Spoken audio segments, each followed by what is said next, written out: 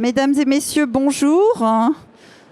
La ponctualité étant de mise, salon de l'horlogerie, 14 h, nous commençons. Bienvenue à tous à ce forum de l'innovation. Alors je vais juste retracer le cadre de ce forum. En fait, il va se dérouler en deux parties.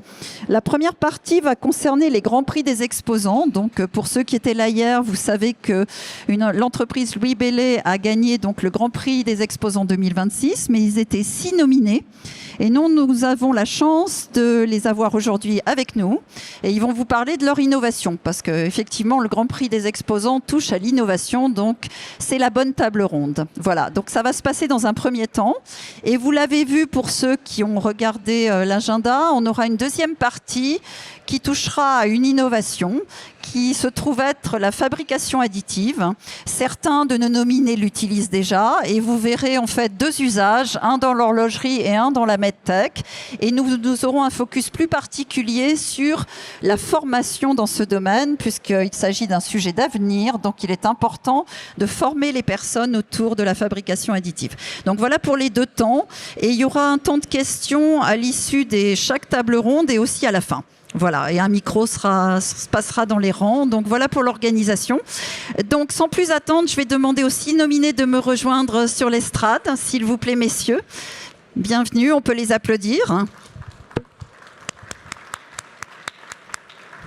Je vous laisse trouver vos places en fonction de ce qu'on a.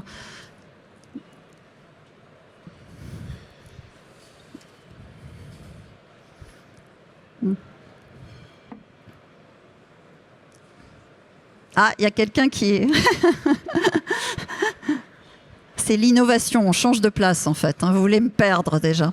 Sans plus attendre, donc, nous avons la chance d'avoir parmi nous Yves Pelletier de Siposa, Simon Hédé de Yota Metrix, Kader Zaidat de Crystalix, Thibaut Nicoulin de Louis Bellay, Frédéric Chotan de MPS Watch et Domenico Floglia de Nanovoxel. Alors, Domenico nous parlera en anglais parce que son français n'est pas à la hauteur, m'a-t-il dit. Donc voilà, il parlera anglais, il a la traduction simultanée, mais nous avons décidé de continuer en français pour toute la suite. Voilà, merci à lui. Donc sans plus attendre, je vais vous poser peut-être une question d'ordre général. Qu'est-ce que c'est l'innovation pour vous en quelques mots? Et puis, quel est le mot en résonance à innovation en ce qui concerne Siposa, par exemple? Je vous laisse la parole, Monsieur Pelletier. Alors nous, on n'innove pas du tout. Vous plaisantez? Non. C'est nos clients qui innovent. Et on doit être innovant pour leur innovation. Donc, voilà. En accord avec les besoins du client. Exactement. Parce que s'il n'y a pas de besoin, c'est pas nécessaire d'être innovant. Excellent, merci. Donc, Monsieur Hédé. Alors pour nous, l'innovation, c'est avant tout, de la même façon que ce qui vient d'être dit, c'est d'aller comprendre les besoins et faire ce qu'il faut pour les remplir dans notre gamme de compétences et en s'appuyant sur des gens de qualité qui sont les chercheurs du laboratoire dans lequel on est appuyé. L'innovation, c'est ça, c'est prendre des recherches, des découvertes et en faire quelque chose d'utile. D'accord, merci. Alors, donc, Monsieur Zaidat. Bon, pour Crystalix, c'est légèrement différent, si je peux me permettre, de ce qu'ont dit mes collègues, même si j'adhère à 100%, surtout sur la notion de client, forcément. Mais je dirais pour nous, l'innovation, c'est avant tout essayer de changer de paradigme. Et c'est ce qu'on a essayé de faire dans Crystalix. D'accord. C'est-à-dire qu'en fait, on est parti d'un constat que on savait très bien faire des monocristaux depuis plus d'un siècle, depuis Verneuil, sans aucun problème. Et du coup, en fait, plusieurs personnes avant nous ont essayé d'améliorer le process. Donc nous, on est parti de ce constat-là, on s'est dit, qu'est-ce qu'on peut apporter pour pouvoir changer de paradigme? Et c'est ce qu'on a essayé de faire justement avec notre invention que je vais sûrement développer plus tard. On va en parler. Donc c'est plutôt une innovation en rupture, si vous me permettez le terme. Exactement, voilà, c'est plutôt ça, ouais. D'accord, merci. Donc, Monsieur Nicoulin, apparemment, j'ai pas de retour sur cet écran, mais c'est en train d'être résolu. Alors c'est pour ça que vous me voyez tourner la tête, je vous en prie. Alors pour Louis Bellay, un peu comme pour la société Siposa, c'est vraiment les clients qui nous mettent des défis et c'est grâce à ça qu'on innove, qu'on va chercher des dernières technologies, des nouveaux matériaux et c'est ça qui dynamise beaucoup la société. D'accord, merci. Et pour Monsieur Chotan? Alors au-delà de la définition, qui est la mise en œuvre d'idées nouvelles, Chez MPS, l'innovation, c'est vraiment dans la culture, c'est vraiment profondément ancré dans les valeurs. Et puis, chaque année, on apporte un nouveau produit sur le marché pour nos clients, pour le marché horloger. Et voilà, c'est quelque chose de vraiment important qui permet de cultiver aussi notre expertise et notre leadership sur le marché, notamment des roulements à billes horlogers. D'accord, donc c'est l'ADN de MPS, on pourrait dire ça, d'accord. Monsieur Forgia, what means innovation for you? So, in my opinion, innovation is coupling new ideas and new process with commercial success. Okay. So, it always has to be bounded with a real need for the society, which means that it is proven by the market. And this is exactly what we are trying here also at Nanovoxel, because we don't just want to try to be innovative or disruptive. It's also very related with some market needs, and this is exactly what we are trying to aim. Okay, so not only innovation inside, but innovation for other, for the market. Exactly. Okay, thank you. So now, nous allons donc commencer à parcourir les innovations. Donc, il n'y a pas eu de choix délibéré. On n'a pas mis en valeur le gagnant. On ne le connaissait pas hier, en fait. Donc, il se trouvait trop au centre. Donc, nous avons choisi de travailler sur les 6 nominés par ordre alphabétique, tout simplement. Et donc, sans plus attendre, je reviens vers vous, Monsieur Pelletier, avec Siposa.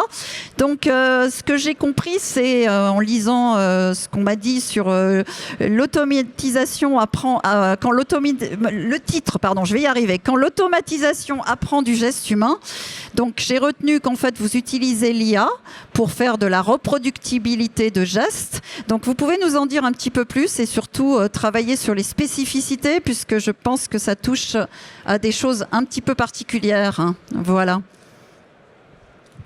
Oui, c'est comme je l'ai dit avant, c'est venu d'une demande de clients, de nouveau, qui nous disent, vous savez, déposer on va parler horlogerie, on va dire du super luminova sur des aiguilles ou des choses comme ça, c'est astreignant pour pour les personnes. En général, les dames qui font ça, parce qu'elles sont plus habiles, je pense. Il faut 6 mois pour les former.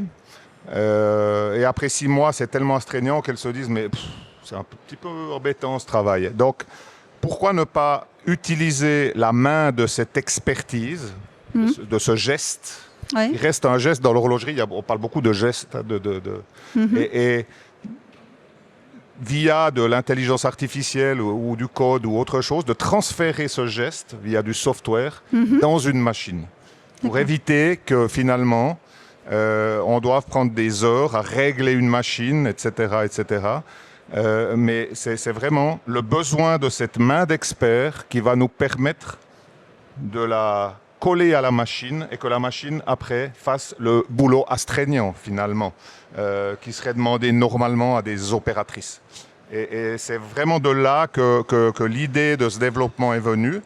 On a eu la chance de travailler avec l'IDIAP, la BFH, la société Singer, qui nous a beaucoup aidé dans ce développement également. Et c'était génial parce que travailler avec ces jeunes universitaires, etc., qui sont à la fin arrivés à faire quelque chose de concret. Parce que finalement, de nouveau, j'insiste, si c'est inutile pour le marché, ça ne sert à rien de le faire. Donc, il y a un besoin. Il n'est encore pas concrétisé, mais il va être là. D'accord. Et je vois aussi que vous avez bénéficié de support parce que de type InnoSuisse. Comment ça s'est passé? Est-ce que vous pouvez en parler pour les personnes qui ne connaîtraient pas ce dispositif? Alors, c'était très long de faire le dossier. Bon. J'utilise des termes encore polis, je dirais, mais c'était très long. Mais on a passé et c'était extrêmement importante pour je dirais, les universités, les écoles techniques, etc. Le seul bémol, je pense, c'est que c'est difficile pour les industries d'aller chercher du financement chez InnoSuisse parce que tout passe à l'académique. Et ça, je trouve que c'est un peu dommage parce que l'industriel est quand même important. De nouveau, j'insiste sur le fait de vendre la solution qui est industrielle derrière. Oui, de ne pas simplement rester sur l'idée ou le concept. Exactement. Mais et il y a beaucoup d'idées et de concepts qui meurent Alors que peut-être si on mettrait plus d'industriels dans ce genre de projet, qui vont au bout des choses, où il y a un besoin, j'insiste beaucoup là-dessus, un besoin marché, ça serait peut-être intéressant pour la Suisse de pouvoir non seulement être innovant, mais aussi produire dans notre pays, parce que je pense que c'est important. Merci pour ce message. L'année dernière, nous avions des représentants d'InnoSuisse. Je ne sais pas s'il y en a dans la salle, mais que le message soit entendu. Vous êtes enregistrés, donc on le fera passer. Merci beaucoup. Et en ce qui concerne les autres partenariats, vous avez parlé de l'IDAP et Singer. Vous nous expliquez un petit peu comment vous avez fonctionné? Est-ce qu'il y a du collaborateur? Enfin, j'entends oui, une collaboration qui s'est faite parce qu'il y a un intérêt pour eux. Parce qu'ils ont ces processus qui sont intégrés dans leur production et ils voient réellement un intérêt sur ce que j'ai dit avant, je répète un peu, mais des gens qui ont des métiers qui sont très pénibles, de déposer des choses extrêmement précisément, et ils pourraient utiliser ces gens à faire des choses beaucoup plus intéressantes pour eux aussi. Et ça a été très simple, c'est une collaboration qui s'est faite avec des échanges et des humains surtout parce qu'on connaît les gens et on fait 2 coups de fil et puis on peut lancer un projet comme ça industriel parce que les gens sont extrêmement motivés à le faire aussi. Et ça, c'est... Donc c'est l'utilisation de l'intelligence collective exactement. à Ça, en règle générale, le business, ça reste des humains et encore heureux parce que le jour où ça sera l'intelligence artificielle qui fera du business, eh ben, peut-être qu'on va l'utiliser pour en faire nous, mais je pense que c'est important que l'effort d'échanger avec l'humain doit rester. C'est comme ça qu'on crée de l'innovation finalement. D'accord, merci. Alors je crois qu'il y a un petit film dans votre présentation, donc on va le regarder, si vous voulez apporter des commentaires. Alors, regardez, c'est vraiment ce que je viens de décrire, c'est ce geste qui se fait sur des index là, et puis qui est reporté sur la machine. D'ailleurs, vous pouvez aller tous vous exercer avec ça au stand A47 en allant dessiner une petite fleur et la machine va reproduire la petite fleur ou ce que vous voulez, bien entendu. Mais l'idée, c'est vraiment de transférer ce savoir... ce geste, de nouveau. Je vous laisse regarder le film, je n'ai pas trop de commentaires à faire sur ce film. On a développé justement avec la BFH ce stylo avec des capteurs pour enregistrer le geste, ce que vous voyez là. Non, là c'est écran bleu. Ouais, on a un petit problème avec le retour écran, monsieur. Ouais. Enfin, vous me voyez sur un. Pas de souci. Bon, écoutez, désolé. Par contre, une dernière question, peut-être, vous, au niveau du temps sur ce projet, vous avez parlé d'InnoSuisse, on a bien compris que vous préférez que ça marche peut-être un petit peu plus vite et un peu mieux, mais quelque part, est-ce qu'au niveau du timing, ça a pris combien de temps la réalisation de cette innovation? On est en train de parler de projets qui durent 4 ans là. Oui, ouais, d'accord. 4 ans, parce que ça va à un rythme, allez, je vais le dire, un rythme suisse quoi, malheureusement. D'accord, mais parfois c'est bien d'avoir du temps long, non? Mais ouais. Voilà, on devrait pouvoir sortir des projets comme ça en 6 mois, je pense. D'accord. Merci. Pour être compétitif. D'accord, merci beaucoup. Donc, voilà, il y a une réaction. Bravo. Donc, je passe maintenant à Monsieur Hédé. Donc là, on passe de l'IA pour la réplicabilité de gestes à la métrologie optique. Est-ce que vous pouvez nous en dire un petit peu plus ? Oui, bien sûr. Donc nous, la science, elle sort du labo CNRS de Limoges, le laboratoire XLIM. Et à force de faire des choses, comme disait mon voisin, ils avaient fait un super truc, une super idée, ils avaient posé des super brevets, et puis c'était la fin du projet. Et donc c'est là qu'a été créée l'entreprise l'année dernière, où Alberto, le fondateur, a dit non, moi je veux en faire quelque chose, cette innovation, cette invention. Donc on va faire une entreprise, on va industrialiser le process et on va faire ce microscope qui a des superbes propriétés et qui fait des super promesses qu'on va tenir.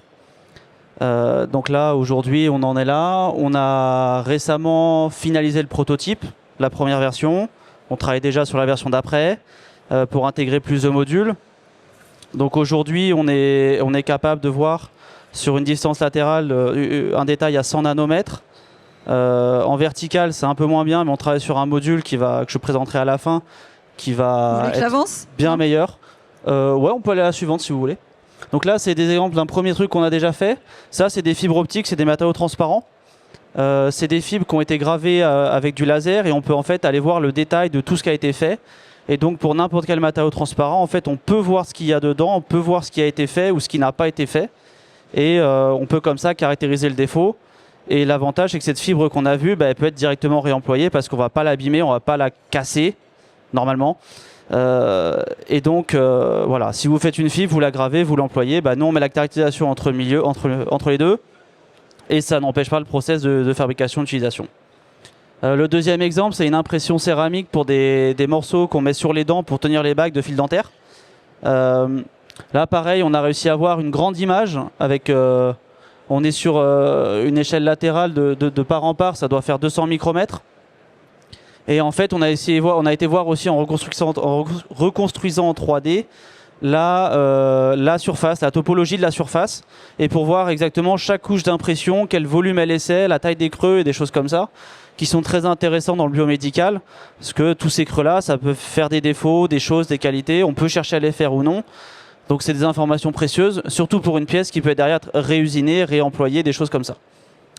Et enfin, donc, comme je disais, les deux modules sur lesquels on travaille maintenant pour ajouter dans la V2 du microscope, c'est un module d'interférométrie de phase qui permettra d'obtenir une topographie à l'échelle du nanomètre en distance verticale. Donc ça, c'est un travail qu'on a mené avec le CERN. On continue de travailler avec eux. Et sur cette pièce-là, comme on voit à l'œil nu, c'est vraiment une plaque de métal extrêmement lisse. Et en fait, il y a un volume, une surface qui est à 10 nanomètres de hauteur par rapport à la base. Donc à l'œil nu, on voit rien. Et en fait, on s'est rendu compte qu'il y avait plein de problèmes et que ça expliquait pourquoi leur manip à eux ne marchait pas. Donc après, si vous croisez le CERN pour leur demander pourquoi ça marche pas, plus de détails, moi je connais pas, j'ai envie de connaître, mais j'ai pas le droit. Voilà. Et l'autre truc sur lequel on travaille, c'est l'analyse polarimétrique. C'est en fait comprendre les matériaux, les réponses des matériaux à la lumière. Et ça a plein d'avantages. On en a parlé avec des gens sur le salon. Ça permet de comprendre certaines contraintes mécaniques qu'il y a sur les matériaux, certaines différences de phase, certaines différences de cristallinité. Donc il y a plein d'avantages qu'on découvre avec ça et qu'on cherche à implémenter dans la V2 du microscope, qu'on espère pouvoir produire l'année prochaine. D'accord, merci. Voilà. Donc peut-être une question, parce que comme on l'a entendu, donc, vous êtes ce qu'on pourrait appeler une spin-off du CNRS. On est totalement une spin-off. Voilà, donc le CNRS c'est la France, mais donc quels sont les problèmes que vous rencontrez vous avec l'innovation en France? Ça nous intéresse aussi. Je pense que c'est à peu près les mêmes que partout. Il faut se faire une place, il faut se faire un nom, il faut se faire connaître. Combien de fois on nous a dit Yotametrix c'est sympa, je vous connais pas. Bah oui, on n'a qu'un an, on n'a pas une force de communication d'un grand groupe industriel. Les subventions, les financements, ça devient de plus en plus compliqué, donc il faut faire des dossiers. On passe beaucoup de temps sur ces dossiers, des fois pour rien. Des fois comme là, j'y ai passé du temps et ça paye. Donc je pense que les problèmes c'est les mêmes que partout. Et puis après, il faut faire les choses. C'est-à-dire qu'il faut mettre les mains dedans. Et puis on va voir les gens, on fait de la com, on va voir des humains, on leur parle, on leur explique. Certains nous diront non. Et d'autres disent il y a peut-être un truc, on peut voir ce qu'on peut faire. Et ça part de là, quoi. Le CERN, c'est ça, c'est une discussion comme ça. Et puis ça m'intéresse, j'ai peut-être un projet qu'on avait mis en pause et on va lancer un truc. Et puis derrière, on a le CERN en partenaire, c'est super cool. Mais ça veut dire tous les autres partenaires qu'on a, ils sont pas aussi connus, mais ils sont tout aussi intéressants pour nous. Et ça va, comme je disais, des gens qui font des fibres optiques, il y en a qui font de la gravure sur du métal, il y en a qui font de l'impression de polymère. Voilà, tout ça, ça part de discussion et il faut prendre le temps de se montrer et trouver le temps. Donc persévérance en fait. Persévérance, voilà. Ouais. C'est aussi vrai en France alors. On pensait qu'il y avait beaucoup d'humanité aussi. D'accord, l'humain et la persévérance. D'accord, merci beaucoup. Donc, bon, c'est parfait. Merci à la salle qui écoute et qui soutient, bravo. Donc je passe la parole maintenant à Monsieur Calder Zaïda et là on va dans tout un autre domaine puisqu'il s'agit des matériaux en fusion en lévitation magnétique. Est-ce que c'est correct, ma traduction de... Exactement. Alors dites-nous-en un petit peu plus parce que là, voilà, nous on a préparé des slides. Nous aussi on est issus de l'université de Grenoble, dont fait partie aussi le CNRS, forcément. Et en fait, avec mon cofondateur Christian Garnier, on a passé plus de 20 ans à essayer de comprendre et de développer et d'optimiser plutôt les monocristaux. Alors, je vais en parler un peu après. Un monocristal, en fait, c'est un matériau parfait où tous les atomes sont parfaitement à leur place. C'est ce qui donne des propriétés, je dirais, quasi exceptionnelles. Par exemple, le plus connu dans l'horlogerie, c'est le saphir. Le saphir, c'est rien d'autre que de l'alumine, Al2O3. Mais c'est parce que tous les atomes sont à leur place qui lui donnent des propriétés exceptionnelles de transparence, de dureté, etc. Celles qu'on connaît très bien dans le monde de l'horlogerie. Nous, à Grenoble, donc justement, si vous avancez sur le slide, en fait, on a fait un constat un peu plus large que l'horlogerie et ça fait plus d'1 an qu'on bosse là-dessus. C'est-à-dire qu'en fait, on se rend compte que certes, pour les horlogers, les pierres, elles ont de très belles couleurs, mais c'est surtout avant tout des matériaux qui sont hyper fonctionnels pour plein d'autres applications. Et donc, du coup, à partir de ce constat-là, on s'est dit... qu'est-ce qu'on peut faire pour changer de paradigme, comme je vous expliquais tout à l'heure. Et en fait, toutes ces pierres-là, si vous avancez, elles ont, je dirais, un point commun, c'est la méthode dont on les fait. Donc on utilise une vieille méthode qui s'appelle la méthode de Czochralski. Alors il y a aussi la méthode Verneuil qui est encore plus vieille, mais du coup un peu plus récente pour faire ces cristaux-là. En fait, comment ça se passe? Alors, je ne vais pas vous faire un cours de Czochralski ici, c'est pas le but, mais en fait on a comparé la vieille méthode, c'est-à-dire que nous on appelait ça la méthode des creusets chauds. Alors vous allez voir par opposition à ce que nous on développe qui est au creuset froid. La différence, elle tient en fait dans un élément majeur. C'est que dans le procédé, lorsqu'on veut mettre en forme ces monocristaux, à un moment du procédé, forcément, il faut qu'on passe par l'état liquide. Et quand on est à liquide, il faut forcément un contenant. Donc c'est le fameux creuset que vous voyez ici, qui est souvent d'ailleurs en matériaux très nobles, souvent de l'iridium, du platine, etc. Et donc, nous, du coup, au début, tout se passe bien, mais sauf que quand on veut rentrer maintenant dans des secteurs où la notion de défaut elle est hyper importante, par exemple la défense, typiquement, ou faire des détecteurs, en fait, on se rend compte que le problème, c'est la casserole. Et puis dans le medtech de contamination, non? Exactement. Voilà. Pourquoi? Parce que on parle de matériaux en fusion à plus de 2000 degrés. Et donc forcément, il y a une relation intime qui se passe entre le liquide, enfin plutôt le matériau liquide, et le creuset. Alors du coup, indépendamment du prix, nous, ce qu'on a fait, on s'est dit, ok, comment on peut l'enlever? En fait, on travaillait aussi beaucoup avec la métallurgie dans mon équipe. Et donc, du coup, il y a un outil qui a été développé par Siemens au début du XXe siècle. Donc, pour vous dire que c'est un outil très vieux qui s'appelle le creuset froid. Et là, c'est un outil basé sur de l'induction qui permet justement de s'affranchir d'un creuset métallique. Alors au début, on s'est dit c'est génial, on a la solution. Mais quand on a essayé de faire, ça ne marche pas forcément. Donc du coup, on a passé 10 ans à l'adapter, à le développer. Donc voilà pourquoi on a développé toute une famille de brevets derrière ça pour pouvoir le rendre compatible avec la notion de monocristaux. Et à partir de là, si vous avancez, en fait, on a eu la chance de faire des super monocristaux que vous voyez ici, par exemple, de super belles couleurs, qui ont des belles couleurs, en tout cas pour nos collègues horlogers, et qui sont surtout hyper fonctionnels pour des applications laser, par exemple, dans la défense ou même dans la microélectronique. Donc on a mis en place la première ligne de pilote à Grenoble qui permet justement de faire ces monocristaux-là pour diverses applications, forcément. Et donc on a passé beaucoup de temps pendant la première année de notre création, puisqu'on a été créé qu'en mai 2024 officiellement, donc ça fait relativement petit comme société. Et en un an et demi, on est passé de 4 à quasiment 12, on est 10 et 2 extérieurs qui nous accompagnent. Et donc, pour conclure autour de cette techno-là, en fait, on a une ambition qui est clairement affichée, c'est de faire une belle levée de fonds cette année pour pouvoir mettre en place tout un site de production autour de Grenoble. Pourquoi autour de Grenoble? Tout simplement pas parce qu'on est grenoblois, moi je suis marseillais.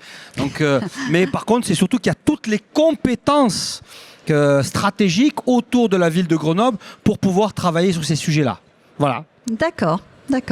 Et est-ce que les applications, donc j'ai parlé de la contamination, donc j'ai vu dans vous avez acquiescé sur le medtech, donc vous vous ambitionnez aussi d'être complètement transversal, on l'entend bien, aéronautique, défense, etc. D'ailleurs, c'est l'une de nos difficultés et c'est ce qui montre aussi l'avantage du creuset froid. Pourquoi? Parce que justement, c'est un creuset, grâce à ce que vous avez initié, la lévitation quasi... alors nous, on appelle ça de la semi-lévitation. C'est pas vraiment de la lévitation au sens lévitation magnétique. Ce n'est pas de la magie. Ce n'est pas de la magie, c'est de la physique. Ça s'appelle de l'induction et de l'électromagnétisme. Et grâce à ça, en fait, avec le même creuset, en fait, on peut attaquer plusieurs marchés. Et ça, par contre, c'est un atout en termes de business qui est non négligeable. mais qui demandent plus de temps à mettre en place, forcément. Alors, et beaucoup de moyens. du besoin au marché, comme ça a été dit précédemment. Exactement. Merci beaucoup. Avec plaisir. Donc, je sais pas, il n'y a pas d'applaudissements cette fois. Merci. Alors maintenant, on en vient à Louis Bellet et Monsieur Nicoulin. Alors là, vous pouvez déjà applaudir avant parce que c'est eux les gagnants. Donc, ça mérite un applaudissement. Voilà. Et sans plus attendre, je vous laisse la parole pour présenter votre innovation qui a donc conquis le jury. Et donc, vous êtes quand même un spécialiste des forêts, du perçage de précision. Donc, dites-nous-en un petit peu plus. Merci. Merci beaucoup. Déjà, merci à tous les exposants d'avoir voté pour nous. C'est vraiment gratifiant de voir son innovation qui reçoit un prix. Donc, merci beaucoup déjà pour ça. Avant de rentrer dans le vif du sujet qui est cette innovation, j'aimerais faire un rappel d'une petite présentation de la société Louis Bellet. Donc on est une société familiale qui fabrique des outils de coupe. Donc on va fabriquer des outils standards comme des fraises et des forêts. On va fabriquer des outils un peu plus spéciaux comme des fraises mères. On est aussi actif dans le domaine du consulting, on fait des réaffûtages et bien sûr la partie recherche et développement, la partie où je travaille. Donc moi je m'occupe principalement des outils en diamant polycristallin, donc des outils en PCD. Vous pouvez juste avancer un petit peu, voilà. Donc on est situé en Suisse, donc dans le Jura, à Vandelincourt et à Porrentruy. Maintenant, pour ce qui est de cette innovation, donc c'est des outils, donc des forêts en PCD avec des canaux de lubrification interne, c'est-à-dire qu'on prend des outils en métal dur, donc qui ont des canaux de lubrification qui permettent d'avoir des très grands débits matière. Et puis, on vient appliquer une partie tranchante, donc la partie qui sera en contact avec la matière directe, donc la partie qui va faire des copeaux, elle est en PCD. Donc, juste si vous pouvez lancer la vidéo. Donc voilà, ici on a une vidéo d'usinage donc de ces forêts dans du laiton sans plomb. C'est une matière qui a tendance à faire des fils. Donc quand on descend à des vitesses d'avance comme ici, 1047 mm par minute, ça a tendance à faire des très très longs copeaux et pas du tout se fractionner. Et là, on voit qu'avec la partie tranchante en PCD et la lubrification interne, on arrive à fractionner ces copeaux de laiton. C'est aussi des outils qui sont capables de travailler du platine, du palladium, de l'or et d'autres matières précieuses. Et ensuite, ben voilà, une autre sorte de forêt, en guillemets, le petit frère du premier forêt qu'on vous a présenté. Donc ici, c'est aussi un forêt en PCD avec de la lubrification interne. Donc comme avant, on est venu prendre un outil en métal dur, on a appliqué une partie en PCD et on est venu repercer des canaux de lubrification. Mais cette fois-ci, cet outil travaille dans la céramique, donc de la céramique fritée, de la matière très très dure. Et là, la particularité de cet outil, c'est qu'il va extrêmement vite. Si vous pouvez juste aussi lancer la vidéo, s'il vous plaît.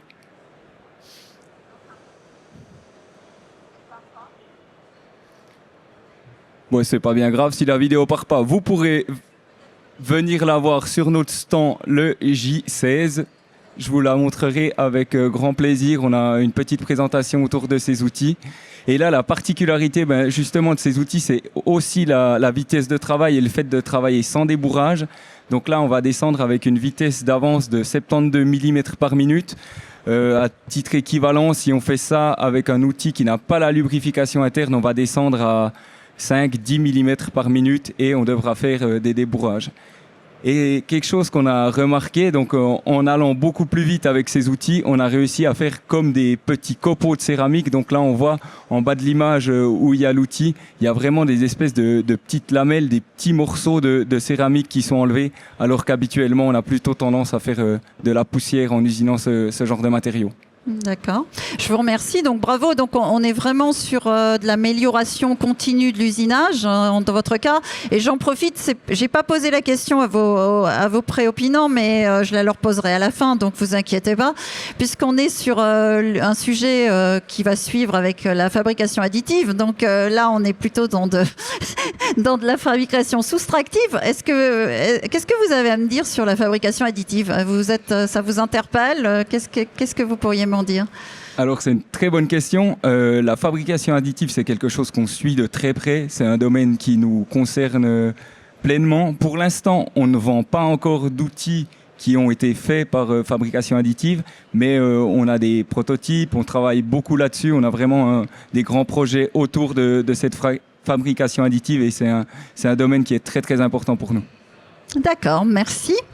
Donc sans plus attendre, je passe la parole à Monsieur Frédéric Chotan de... Pardon. En plus, il a répondu à la question piège, donc il mérite des applaudissements.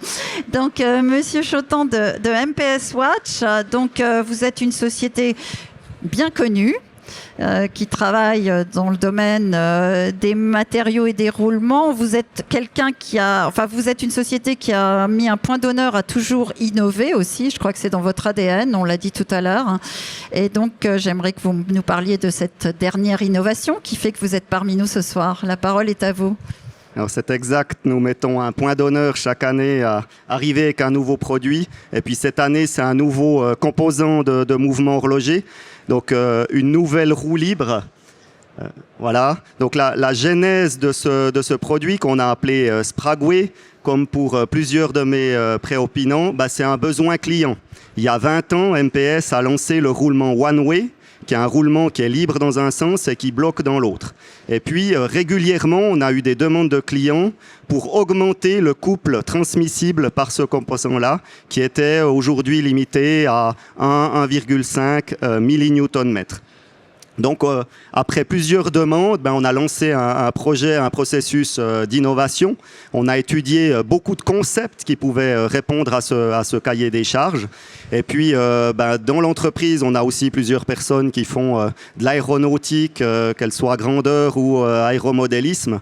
Et puis, notamment dans les rotors d'hélicoptères, on utilise le système de Sprague, qui est un système de galets. Et puis, ça a été un des concepts qui est finalement le concept qui a été sélectionné et prédimensionné. Donc le produit final, voilà, on le voit, c'est une roue qui fait 4 mm de diamètre par 0,85 d'épais et puis qui intègre donc deux fonctions.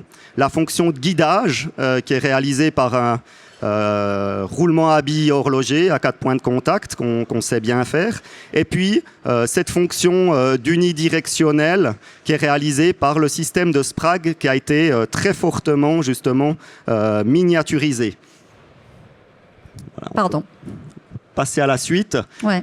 Pour mettre au point ce produit, on a beaucoup travaillé avec tout ce qui est simulation numérique, donc avec un jumeau numérique.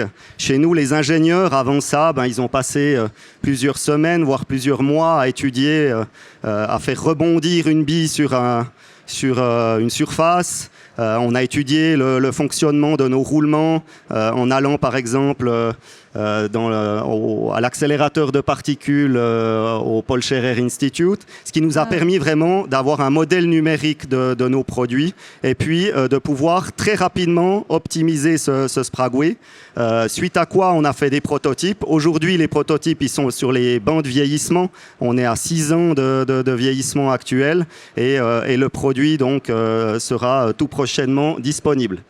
On peut passer au dernier slide, on obtient des performances qui sont assez impressionnantes puisque par rapport au one-way traditionnel, on peut transmettre 10 fois plus de couple, donc 10 millinewton-mètres au minimum. Et puis surtout aussi, on a un angle mort, donc l'angle avant le blocage qui est quasiment nul. Il faut voir que sur un système à cliquet ou sur un one-way, on a quelques degrés qui sont chaque fois perdus avant le blocage. Et là, on parle de l'ordre du 10e de degré d'angle mort. D'accord, merci. Vous avez cité le Paul Scherrer Institute, on n'en parle pas souvent. Vous pouvez, peut-être pour les personnes qui ne le connaissent pas, en dire un petit peu plus, parce qu'on a parlé du CERN, mais je pense que c'est un organisme qui est peut-être moins connu en Suisse romande. Oui, alors effectivement, parce qu'il est basé dans le canton d'Argovie, mais il est quand même très connu puisqu'il fait beaucoup de recherches, qu'elles soient fondamentales ou appliquées. Et puis, il y a notamment aussi un certain nombre de startups qui sont basées là-bas. Donc, nous, pour l'analyse par rayon X de nos produits, on a travaillé avec la startup Anaxam, qui est basée dans leurs locaux. D'accord, merci. Et tout ça s'est très bien passé, cette collaboration, puisque c'est aussi le sujet de l'innovation et de collaborer avec des instituts de recherche. Oui, Votre effectivement. expérience est bonne? Donc l'expérience a été bonne. C'est vrai que c'est pas toujours facile de travailler, notamment avec les écoles, parce qu'elles travaillent avec d'autres contraintes que nous, souvent sur un autre rythme que nous. Et voilà, c'est pas forcément toujours facile, mais je crois que si le projet est bien encadré, que les bases sont bien posées, les objectifs sont bien posés au départ, c'est quand même la clé pour réussir ce genre de projet très innovant. Merci beaucoup. Nous allons passer au dernier intervenant. Et, pardon, applaudissements. Donc, à Monsieur Foglia et à la fabrication additive. You are the last but not the least. So please give us a little bit more about your development. It's a new process because we know, for those who knows this process named LIGA, and you innovate with a biphonic, sorry, because I don't know in English, but the biphonic polymerization, and with your new process. So could you explain a little bit more? Sure. And thank you. So thank you very much for the invitation. Essentially, we are, let's say, one of the first companies probably here using one of the few 3D printing technology which allows the precision and resolution which is required in the watch industry. So this technology called two-photon polymerization, 2PP, is actually a process very similar to standard SLA. But even if the highest resolution SLA goes down to maybe 2 microns is the machine that delivers the best resolution, we can go 3 orders of magnitude smaller if necessary. So we have a technology which is able to deliver, let's say, plastic parts with single micron precision and resolution. And so indeed, we like to compare our technology not only to 3D printing standard, but also to more advanced and well-known technologies like UV lithography. And let's say we have recognized that we're not very aware, but actually I found it here a few years ago during our first, that LIGA is a very common process in the watch industry. And that is where we understood that there would have been potential for a market also here. And this is exactly what we have tried, because essentially what we can do, as much as you can use SU8 in UV lithography, we use photopolymers in our 2PP 3D printing. But the difference is that instead of having just 2 planar layers, we can do real 3-dimensional parts. And so, let's say, since plastic for many, and so we can create 3D printed parts in plastic for companies who can use plastics, but a lot of Luxus companies do not like to have plastic components, or the mechanism cannot be made out of plastics. So we tried to understand how to do it, and let's say LIGA was the answer. And the innovation here is simply adapting our 3D printing technology to something which is already available. And that's why we think that this 2PP 3D LIGA, it's a very easy way to achieve 3-dimensional micro metal parts, and we expect to be the very first one in the world. So the part, for example, that we have shown here has been created by a 3D master, and then we have grown, let's say, the metal part out of here. So we started from the CAD. We took something which was resembling the Matterhorn. Yeah. And as you can see in the picture, and it's not CGI, it's not AI, this is real manufacturing, is exactly representing 1-to-1 every single micron that we had in our CAD. And if you're curious, the part is here, so it's real. Oh, yeah. And let's say, and we see that there are many advantages compared to standard UV, because we have the 3-dimensional freedom, we have no limitation in height, we are much faster, and we've seen that we have been also cheaper compared to the other standards. And so we really think that we'll be able to make a good impact in the watch industry because we can use very different type of metals. We can use standard nickel alloys like nickel phosphor, nickel cobalt, and so on, but also precious metal alloys like gold, platinum, rhodium, and silver, and so on. We are at the very beginning of this process. We are doing galvanization in-house just since a couple of months. So we are already very proud of these very first results that we obtained. But exactly, let's say you asked the question. Yeah. Right. You need very special 3D printing to achieve the resolution which is needed. But unfortunately, 3D printing is limited in material choice and productivity. We are trying to combine different processes to debottleneck this inherent limitation, but to use the strength of additive manufacturing. Okay. And this is exactly why we believe not in one single process, but in a chain of process which at the end, through a one-stop shop concept, can deliver final parts to the customer. Okay. So regarding, in fact, you mentioned at the back of the bottom of your slide some quality, I would say, of the advantage of the additive manufacturing. So it's really clear: design freedom, faster iteration, and shorter time to market. So this is only that. And in comparison, you mentioned that you mixed technology. Exactly. Could you maybe give us an example? Yes. The problem is that at the moment, they say the 3D printing technology we're using, this two-photon polymerism, is a very expensive technology. The machines are very expensive. They are not, by far, not the 300-400 euros machine you can buy on Amazon. And there are 3 orders of magnitudes more expensive. And the throughput is not that high. So that's why we focus on replica, because we cannot, there are some cost targets. If you need one part, then it's perfect, because you have, as I said, all the advantages of 3D printing.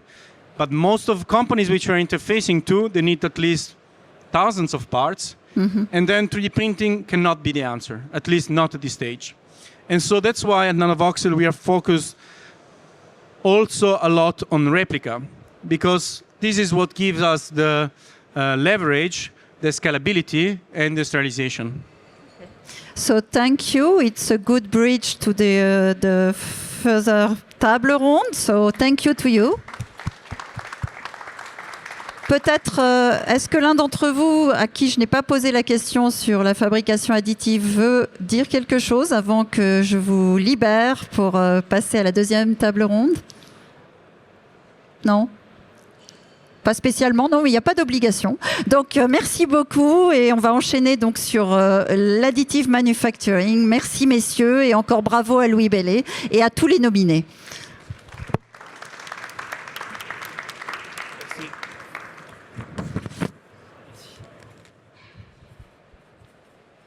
Donc, sans plus attendre, je vais demander aux personnes de la deuxième table ronde de me rejoindre. Donc, Monsieur Hannes Fraisse de l'EPIA, Monsieur Stéphane Vigier de Neoshape, Monsieur Cyril Ruchonnet de l'École d'horlogerie de Genève, Giovanna Di Pasquale, qui est la CIO de Hero Support, et Nicolas Bouduban, CIO de Swiss M4M. 4M, je vais y arriver. Pardon, Nicolas. Mélange d'anglais et de français. Donc, sans plus attendre, je vais vous demander aussi en introduction un petit mot sur l'innovation et qu'est-ce que c'est pour vous l'innovation. Donc, Hannes, est-ce que tu veux me dire un mot sur l'innovation? Qu'est-ce que ça représente pour toi? Pour moi, ça représente de créer, de développer des nouveaux procédés, des nouvelles machines pour la production, comme la fabrication additive. Voilà, pour renforcer la compétitivité des entreprises à Genève ou en Suisse. Merci, pardon. Monsieur Stéphane. L'innovation, enfin pour moi, c'est amener de la rupture et des changements de paradigme dans une industrie pour répondre à des nouveaux besoins et adresser les problèmes différemment. Donc pas d'innovation incrémentale pour toi. C'est Ça automatique. peut, mais je préfère l'innovation de rupture. Les choses plus radicales, d'accord. Giovanna? Alors, pour moi, l'innovation, c'est utiliser les dernières technologies pour rendre des processus plus simples et améliorer, dans nos cas, les traitements des patients malades de cancer. D'accord, on va y revenir, merci. Cyril? Merci Hélène. Pour nous, l'innovation, c'est l'anticipation en fait. Ça fait déjà 12 ans en arrière qu'on a les premières machines d'impression 3D chez nous. Et pour pouvoir sortir et qualifier les premières personnes formées cette année, ça a pris 12 ans. Ah oui, on va en parler du temps long de la formation, on va y revenir, merci. Et pour Nicolas? Alors, en tant qu'acteur dans le médical, je pense que l'innovation, elle a 3 axes. C'est déjà le besoin clinique, l'innovation basée sur la science et l'accès au marché. Donc, c'est ces 3 qui vont définir le succès d'une idée jusqu'à positionnement et son succès sur un marché spécifique. D'accord, merci. Alors maintenant, on rentre dans le vif du sujet avec vos présentations respectives. Donc, Annès, est-ce que tu veux nous dire quelques mots de toi avant de nous parler de l'EPIA et de la fabrication additive? Oui, bien sûr, merci. Merci pour l'invitation. J'ai 12 ans en recherche et développement pour des procédés en production et fabrication pour des pièces métalliques, particulièrement dans le soudage, technologie laser. Et je me suis spécialisé dans les procédés de fabrication additive pour les pièces métalliques. Je viens de commencer maintenant comme professeur à EPIA. Je suis en train de monter un laboratoire à Genève qui n'existait pas avant, voilà, pour intégrer des développements, des innovations pour nos partenaires industriels. Oui, et puis tu as un pied encore dans l'industrie, hein, dans une entreprise, je crois. C'est correct, oui. En parallèle, je suis toujours actif pour l'entreprise Kugler Bimetall comme consultant en R&D. Voilà, c'est important parce que c'est assez notable. Donc, ça fait aussi des ponts, ces fameux ponts dont on a entendu parler tout à l'heure, qui parfois se franchissent mieux que d'autres. Voilà, donc sans plus attendre, je te laisse un peu nous parler justement de ce que tu veux faire. Tu viens de l'esquisser, ce que tu souhaites faire à l'EPIA sur le domaine de la fabrication additive. Oui, on va créer un laboratoire pour la fabrication additive. On va essayer d'intégrer toutes les technologies qui sont regroupées dans la norme internationale ISO 52900 qui sont là indiquées sur la slide. On commence déjà avec la technologie DOD qui est bien industrialisée pour des grandes pièces. Et ici à Genève, on va développer cette technologie unique qu'on va appeler micro-DOD. Ça veut dire qu'on va développer cette technologie pour des petites pièces. Hein. Et pas à pas, petit à petit, on va intégrer des technologies différentes pour donner la possibilité aux partenaires industriels pour tester ces technologies et de développer des procédés spécifiquement pour leurs produits. D'accord. Et donc, tu l'as dit tout à l'heure, donc toi, tu viens de ce milieu, donc tu viens de parler de la création de petites pièces, donc le besoin. On a parlé de l'innovation en disant, tes prédécesseurs ont parlé du fait qu'il fallait répondre à un besoin du marché. Donc, il y a pour toi un besoin sur le marché, sur les petites pièces. Oui, définitivement. D'accord. Et en plus, on a vu des développements les dernières années sur les technologies de fabrication additive pour des grandes pièces. Et maintenant, on va dans l'autre direction, sur la haute précision, qui est un peu plus difficile, franchement. Mais il existe déjà quelques technologies assez intéressantes, assez bien industrialisées. Mais on va faire de plus en plus pour augmenter les innovations pour nos partenaires, oui. D'accord. C'est quand même très intéressant de t'entendre parce qu'on sent dans le dialogue qu'il y a effectivement cette volonté de travailler avec les industriels et c'est vital. Beaucoup l'ont dit avant et je pense que c'est très important. Donc merci pour cela. On y reviendra. Donc je passe la parole à Stéphane de NeoShape, donc un utilisateur, je dirais pratiquement addict à la fabrication additive. Je fais un jeu de mots parce que tout est additif chez NeoShape. Donc qu'est-ce que tu peux nous dire peut-être de ton background et de ce positionnement dans le tout additif? Ok, merci pour l'invitation déjà. Donc je m'appelle Stéphane Vigier, moi j'ai une longue expérience dans l'industrie du luxe. Ça fait 25 ans que je travaille dans cette industrie où j'ai assuré des responsabilités de direction des opérations de plusieurs grandes maisons, grands groupes dans l'industrie du luxe. Voilà. Donc j'ai fait le constat de ce qu'on savait faire, de ce qu'on ne savait pas faire, des technologies qui répondaient aux besoins des clients et aux évolutions de l'industrie et les évolutions nécessaires. Donc on a monté cette société NeoShapes il y a 4 ans. Donc c'est une toute jeune société qui se focalise sur la fabrication additive métaux précieux. Donc si la fabrication additive sur les polymères, sur les métaux non précieux est relativement banale aujourd'hui dans toutes les industries, que ce soit l'aérospatiale, l'automobile, même l'industrie du luxe, les métaux précieux, il n'y a rien qui avait été fait en fait. Tout simplement parce que c'est compliqué, ça coûte cher de faire des développements. Donc nous, on a travaillé pendant 2 ans quasiment sous les radars pour développer les processus, développer les paramètres. Et voilà, ça fait à peu près 2 ans maintenant qu'on commence à produire et on a pour client l'essentiel des grandes maisons de luxe auxquelles on apporte des solutions. On rentrera dans le détail par la suite. Donc effectivement, un tout additif, tu l'as très bien exprimé sur ta présentation, donc pérenniser la compétitivité de la fabrication suisse. Je pense que c'est quand même assez clé comme message.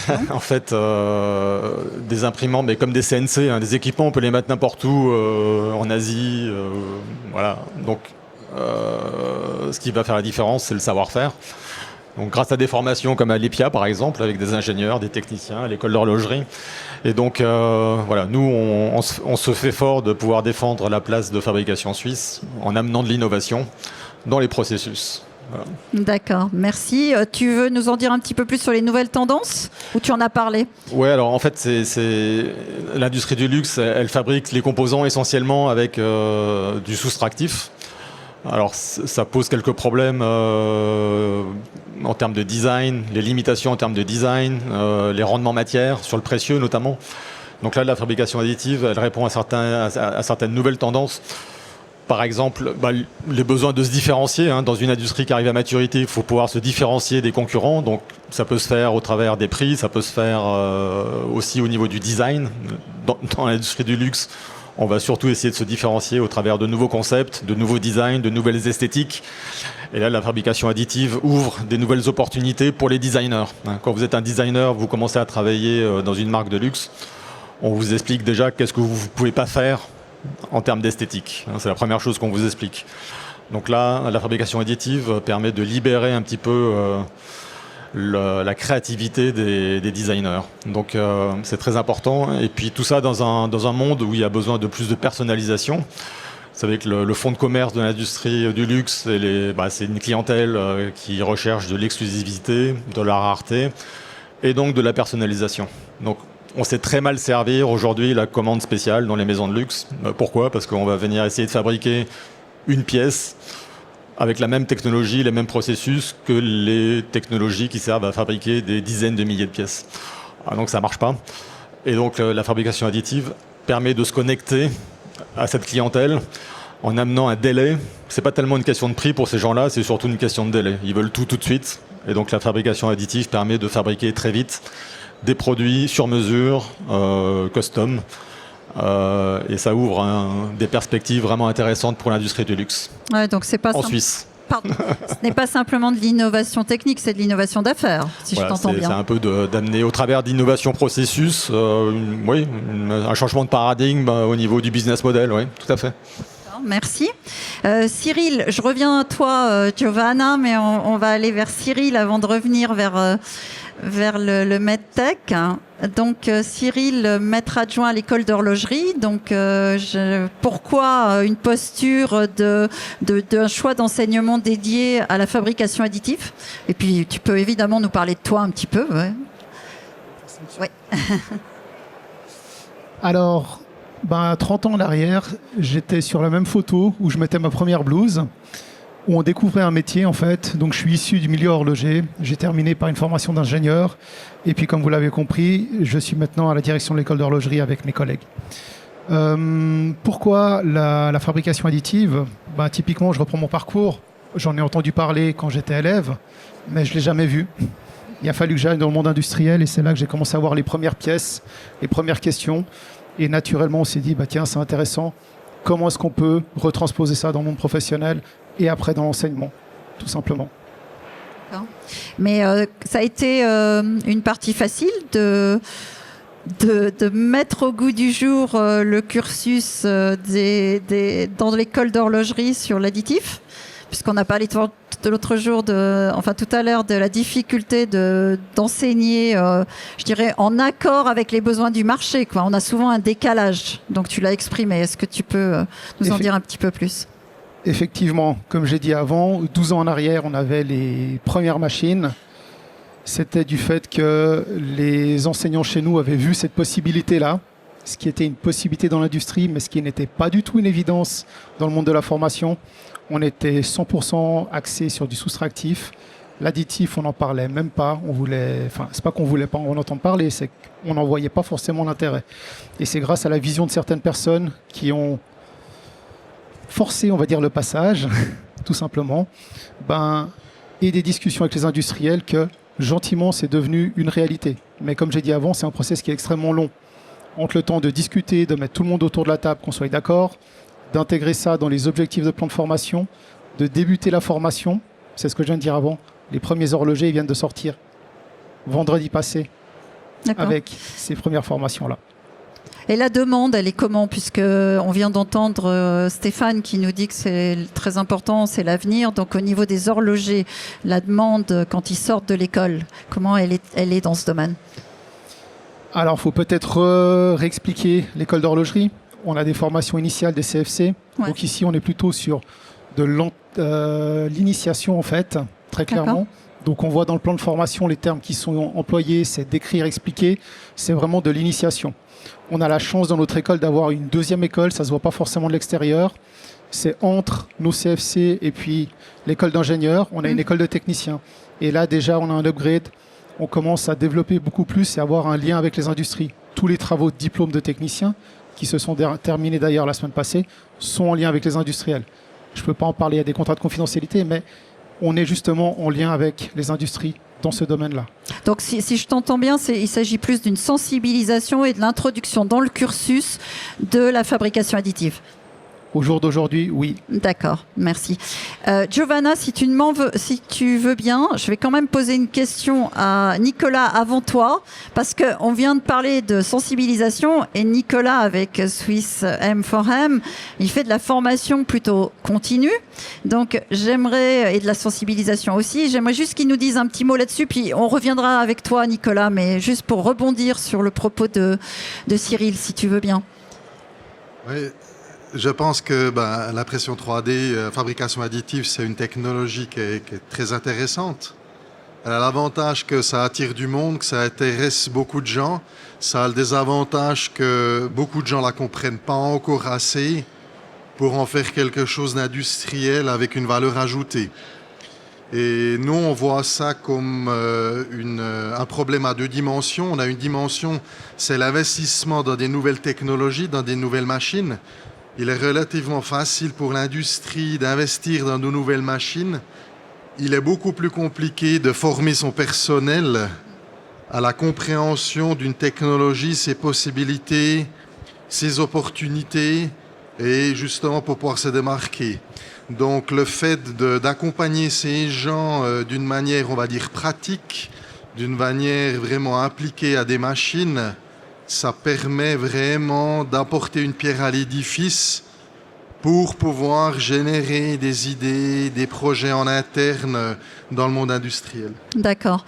Donc merci, mais on va revenir pour ta présentation de Swiss M4M. Donc j'en reviens à Giovanna, donc avec un exemple d'utilisation de la fabrication additive dans le domaine médical. La parole est à toi. Donc dis-nous quelques mots sur HeroSupport et la genèse de ce projet, s'il te plaît. Merci Hélène, merci de l'invitation. Alors, juste comme background, je suis physicienne médicale et j'ai travaillé 21 ans à l'hôpital universitaire de Genève dans les centres de radiothérapie. Et c'est là que j'ai vu la nécessité d'améliorer, de changer la façon avec laquelle on traite les cancers du sang, en me disant j'ai un risque quand même élevé. Si un jour j'aurai un cancer du sang, je voudrais être traitée différemment. Alors, j'avais un projet sur l'impression 3D, les scans de surface, parce que j'ai toujours été dans l'innovation, dans mon service. Et c'est comme ça qu'on a commencé à travailler sur les produits qui étaient certifiés 7 février, Venus Shell. Et à la place de dire c'est un projet de recherche, il y a 12 ans, j'ai laissé le travail et j'ai mis en place, je travaillais full-time pour Hero Support. Alors, à Hero Support, on a produit les premiers systèmes imprimés 3D personnalisés pour traiter en manière plus précise, plus efficace et surtout en donnant plus de dignité à les femmes qui sont atteintes d'un cancer du sang, qui ont besoin de la radiation. Parce que les patients sont positionnés sur le ventre avec cet device, cet outil qui permet de remplir l'ouverture où on ferait tomber les seins pour éloigner de la cavité thoracique dans le cœur, pour irradier juste la partie du sang. Du coup, c'est plus la patiente qui doit trouver la position sous cette table avec l'ouverture, mais avec les systèmes personnalisés, la table devient personnalisée pour la patiente et c'est la table qui s'adapte à la patiente.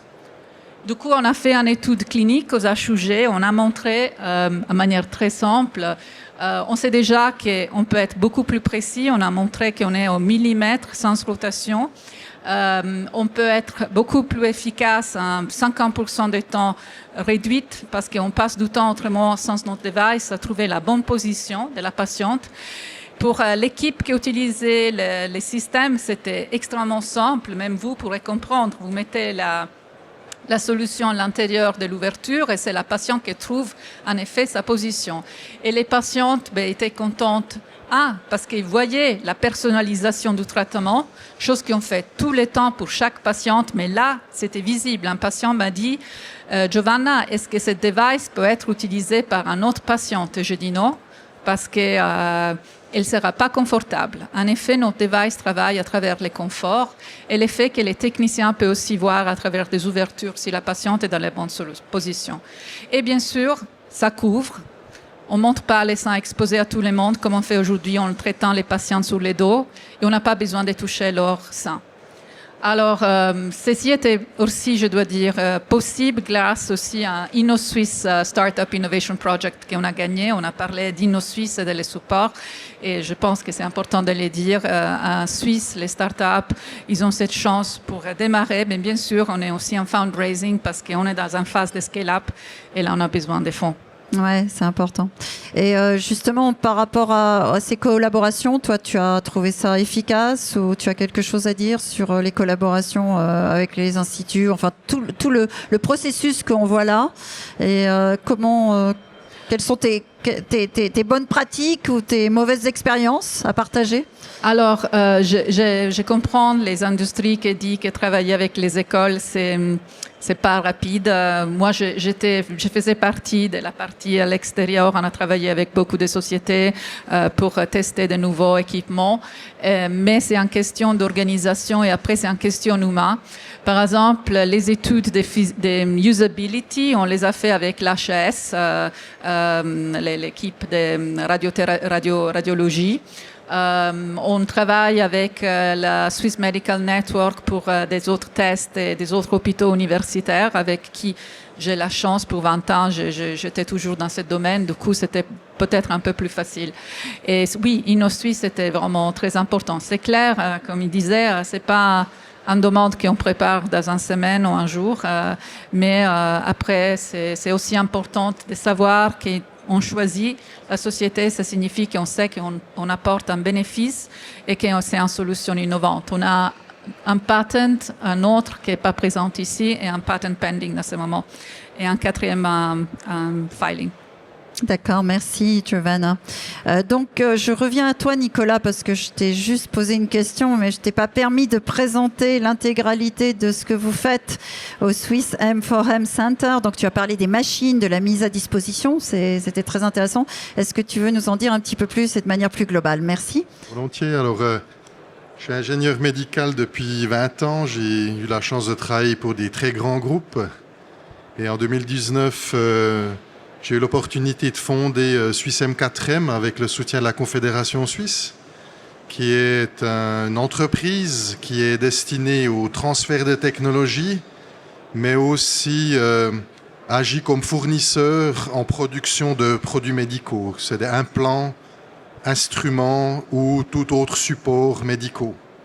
En parallèle de ça, on a très vite remarqué que la formation était d'une dimension très importante pour pouvoir parler à la même hauteur avec nos clients, et on a créé une association, Form 3D, qui est aujourd'hui dédiée uniquement à la formation en impression 3D en Suisse, qui est en fait aujourd'hui l'organisme lié à Swissmem, à Suisse Mécanique, qui est le vecteur en fait des offres de formation au niveau suisse. On est en train de développer ça pour donner l'opportunité à des ingénieurs, à des étudiants, à des apprentis à découvrir l'impression 3D, on va dire d'une manière simple, d'apprendre les technologies, ou d'une manière pratique de toucher à des machines, voire même à des chefs d'entreprise qui, eux, seraient plutôt intéressés à des modèles d'affaires.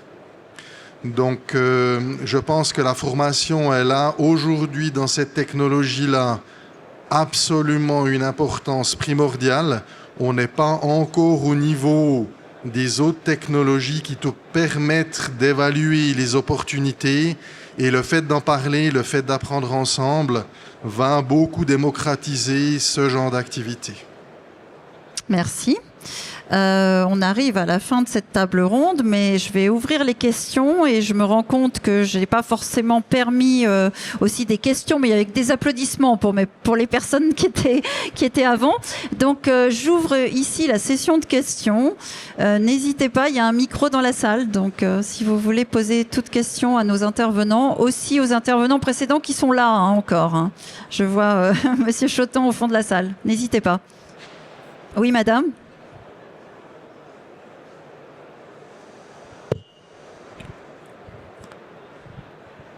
Bonjour, merci de votre présence et de toutes vos inventions. Ma question s'adresse à l'entreprise Louis Bellet, le grand gagnant. Je suis Anna Aznaour, journaliste pour le magazine en ligne Explorer, EZ à la fin, explorer.ch, dédié aux inventions. J'aimerais vous poser la question concernant le tungstène. On sait que les prix de tungstène ont beaucoup augmenté. Est-ce qu'en tant qu'industriel, vous avez souffert en fait de ces prix? Parce que j'imagine vous l'utilisez dans vos produits tranchants. Merci. Exactement, le 99% de nos outils est fabriqué en tungstène ou à partir de tungstène. Et puis c'est vrai que cette hausse des prix nous a impacté. On a dû faire des augmentations de prix donc chez nos clients, mais là on a l'impression que ça se stabilise un petit peu, mais c'est vrai qu'il y a eu des grosses augmentations ces dernières années, mais là on a l'impression qu'on voit un peu le bout et que ça se stabilise, mais c'est vrai que ça a un gros impact sur le prix de nos outils. Est-ce que vous continuez à vous fournir en Chine? Parce qu'il paraît que les Chinois, actuellement, selon les nouvelles directives de leur gouvernement, ils doivent avoir les process pour fournir le tungstène. Les process industriels, donc des gens qui veulent acheter leur tungstène. Merci. Alors au niveau de la fourniture, où on se fournit, donc nous on se fournit chez des carburiers européens. Après, d'où vient la matière première, ça on estime que la plupart du temps elle vient de Chine, mais là ce qu'on essaye de mettre en place et ce qu'on a mis en place, c'est de récupérer cette matière, donc quand l'outil est rebu, c'est de récupérer cette matière pour qu'elle reste en Europe et qu'on puisse refaire des outils avec de la matière entre guillemets, qui reste chez nous dans nos frontières. Merci. Merci. Une autre question ou une remarque?